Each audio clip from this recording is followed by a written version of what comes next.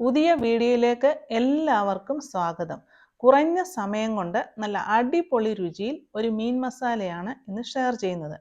ഈ മീൻ പൊരിച്ചതുണ്ടെങ്കിൽ ചോറുണ്ണാൻ വേറെ കറികളുടെ ആവശ്യമില്ല. അത്രയ്ക്കും ടേസ്റ്റാണ്. ഫിഷ് ഏതായാലും മതി, പക്ഷെ മസാല ഈ രീതിയിൽ ഉണ്ടാക്കുക. തീർച്ചയായും ഇന്നത്തെ ഫിഷ് ഫ്രൈ നിങ്ങൾക്ക് ഇഷ്ടപ്പെടും. ഇത് തയ്യാറാക്കാനായി ഞാൻ എടുത്തിരിക്കുന്നത് കിളിമീനാണ്. ഇത് വറക്കാനും തേങ്ങ ഇട്ട് തോരൻ വെക്കാനും നല്ലതാണ്.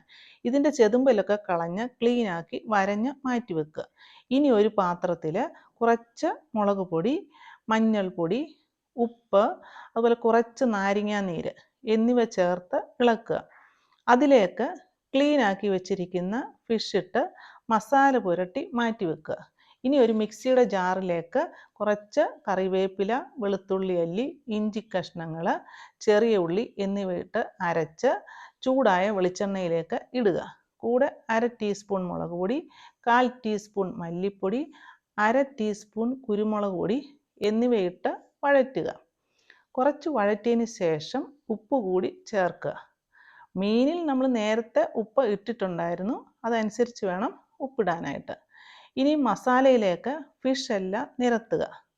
മീഡിയം ഫ്ലെയിമിൽ വേണം വറുത്തെടുക്കാനായിട്ട്. ഒരു ഭാഗം നന്നായി മുരിഞ്ഞു കഴിയുമ്പോൾ തിരിച്ചിടുക. അങ്ങനെ എല്ലാം നല്ലതായിട്ട് തിരിച്ചിടണം. ഇനിയും ഇപ്പോൾ മസാലയെല്ലാം നന്നായി ഫ്രൈ ആയി വന്നിട്ടുണ്ട്. ഈ സമയത്തും ഫ്ലെയിം മീഡിയമിൽ തന്നെ ആയിരിക്കണം. ഇവിടെ ഫിഷും എല്ലാം ഫ്രൈ ആയി വന്നിട്ടുണ്ട്.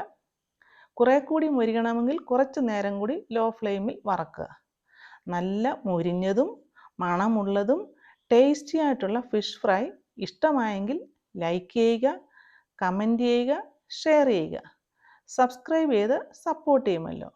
അടുത്ത ഒരു ടേസ്റ്റി റെസിപ്പിയുമായി കാണുന്നത് വരെ ഹാവ് എ നൈസ് ടൈം.